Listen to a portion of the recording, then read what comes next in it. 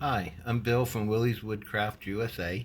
A couple of weeks ago, I made a post about my wooden hair barrettes. Had an overwhelming response on how I make them, and so I decided to shoot this video, let you all see my process. It's just a simple piece of wood with a metal French style clip attached to the back. So let's get started. So start by milling up your wood. I'm not going to go through that.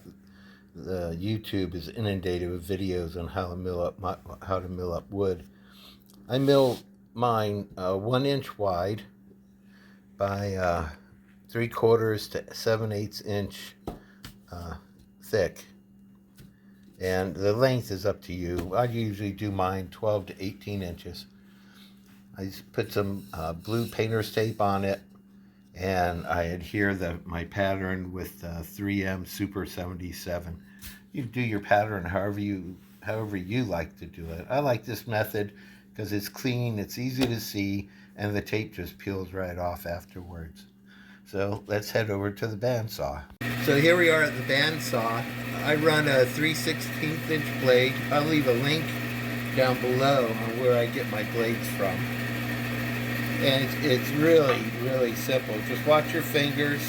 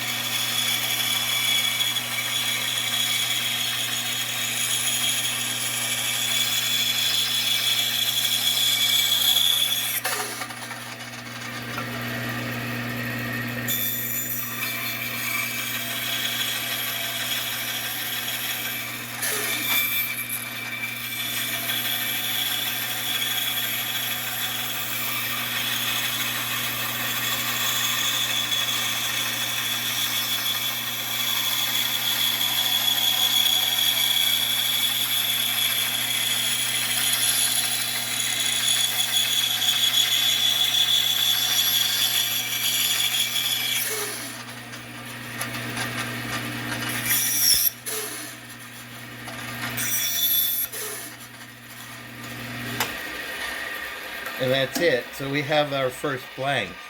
And you don't have to worry. I mean, you stay outside the line because we're going to clean it up later on a belt sander. Okay, so now I'm going to clean up the outside edge on my belt sander here.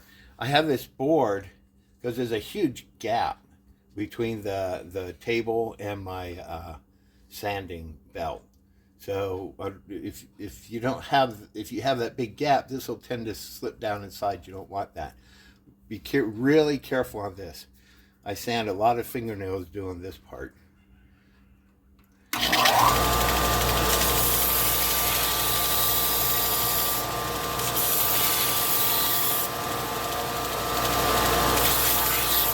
What you're looking for is to smooth it out and remove those bandsaw marks. Time to shape your end. Sometimes if the bottom's really bad, this one's pretty good, I'll run it up here. That's an art, so be super careful because the sandpaper will grab it and throw it. And that's it for shaping it on the belt sander. So here, I really don't need the tape anymore. I'll take that off, and I'll use my spindle sander to clean up the marks left by the belt sander on this side, and to even out and smooth out the back side and remove the bandsaw marks there.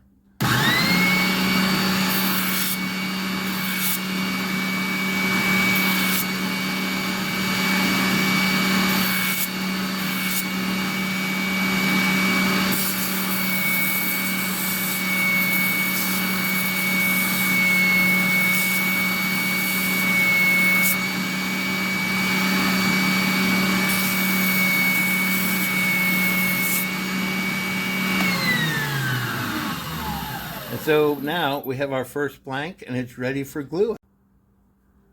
Okay, we're back again. So here I have Gorilla two-part epoxy.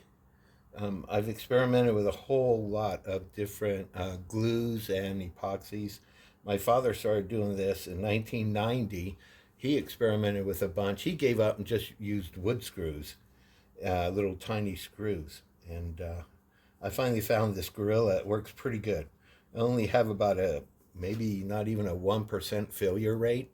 So all I do is take a piece of cardboard and mix up the epoxy with a toothpick. You have to work pretty quick with this stuff. And I just take it, slather it on the clip. Yeah, you want a good amount, you want good coverage.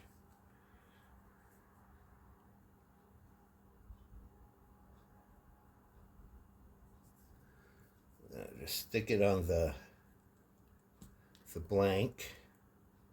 Yeah, you notice I cut my blanks about a 1/4 inch longer than the barrette itself. I just eyeball it. You might want to, if you're going to do this a lot, you might want to make a jig or something. But I found eyeballing it just works pretty good. I always overdo it on the clamps. I'm a woodworker. I get these clamps from Home Depot. They're under $1 each. And they come in really handy for this. Got your paper towel handy so you can get that sticky icky off your fingers. And then I normally let mine dry overnight, so at least 12 hours. So we'll see you in the morning. Okay, here we are the next day, and this is what I call camera magic. We started out with zebra wood, it ended up with babinga. I just removed the clamps. Make sure you look real close. If you can see daylight between the wood and the clamp, you got to start over. I just pull the clamp off. Usually I'll have to pry it off with a flathead screwdriver, sand off the epoxy, and then I'll re-epoxy, and then it usually takes after that. That don't happen very often. So we have a nice glue up. It's nice and strong. Okay, so now I'm going to hit it with my random orbital sander.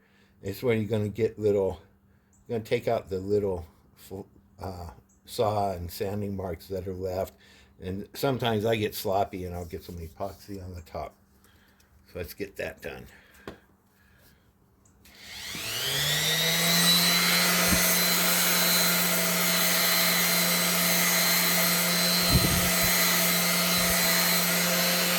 I'll also hit the sides.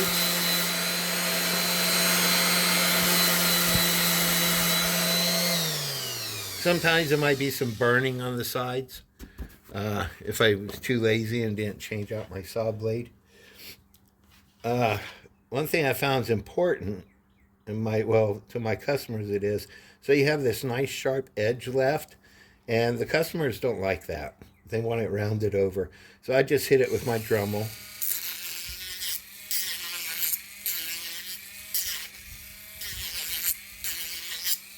It don't take a whole lot.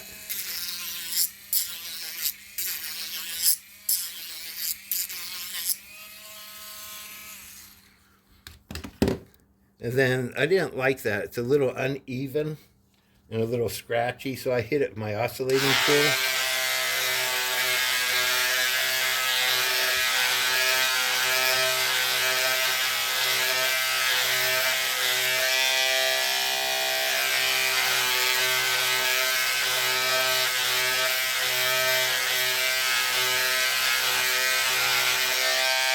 And this is when I hit the ends. Sometimes, like with mahogany, the ends are a little splintery.